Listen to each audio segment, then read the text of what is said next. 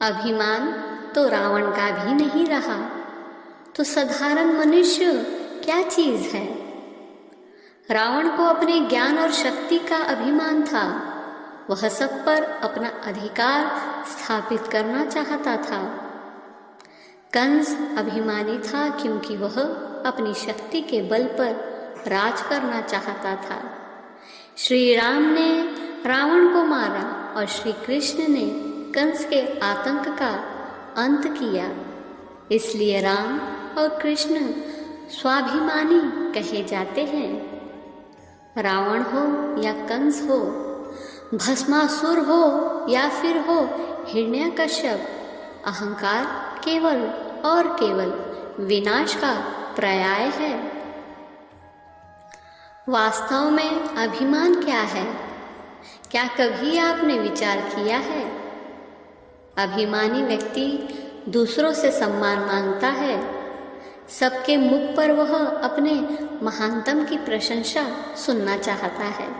जो व्यक्ति अभिमान से भरा होता है, उसका अपने स्वभाव पर नियंत्रण नहीं रहता। वह अपने विरुद्ध कही बातें, आलोचना सहन नहीं कर पाता। वह स्वयं को सर्वोपरि रख कर कार्य करता है। वह सदैव दूसरों को शिक्षा देने में लगा रहता है। दूसरों के द्वारा किए गए कार्यों को वह तुच्छ समझता है। अपनी शक्ति का बखान सुनने की इच्छा रखता है, अर्थात अपनी शक्ति का प्रमाण वो दूसरों से मांगता है। उसे स्वयं अपने आप पर विश्वास ही नहीं होता। उसके हृदय में भय होता है कि वो दुर्बल है। उसके पास वास्तव में कोई शक्ति ही नहीं है, अर्थात उसी के मन में अभिमान होता है जिसके मन में भय होता है। वास्तव में अभिमान भय का दूसरा नाम है।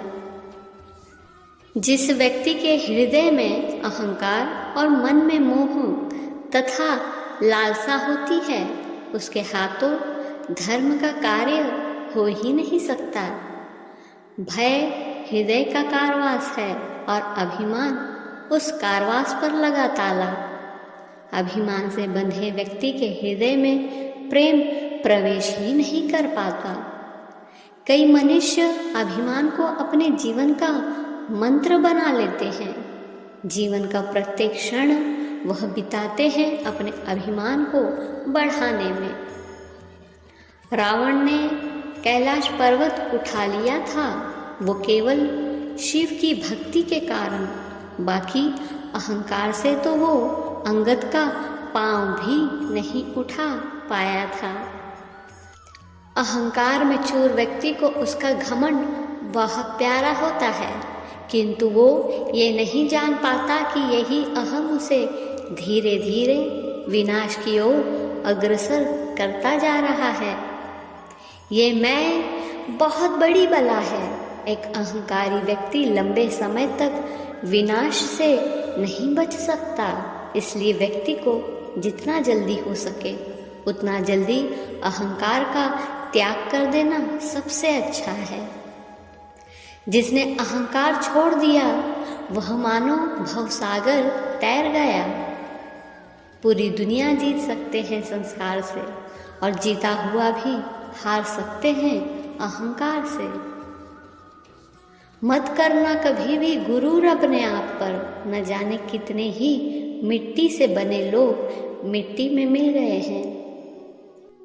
भागवत गीता में अर्जुन को समझाते हुए श्री कृष्ण ने कहा था, बिना पढ़े स्वयं को ज्ञानवान समझकर घमंड करने वाला, दरिद्र होकर भी बड़ी बड़ी योजनाएं बनाने वाला और बैठे बैठे धन पाने की इच्छा करने वाला व्यक्ति मूर्ख कहलाता है।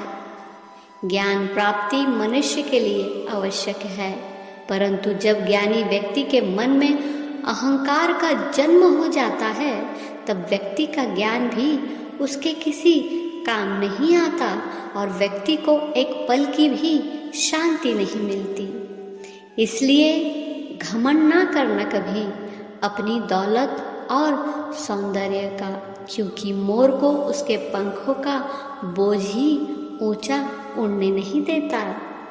ध्यान रहे, अभिमान अपनी सीमाओं को पार कर दूसरों की सीमाओं में प्रवेश कर जाता है, जबकि एक स्वाभिमानी व्यक्ति अपनी और दूसरों के हितों की सीमाओं के प्रति सदैव सजग रहता है।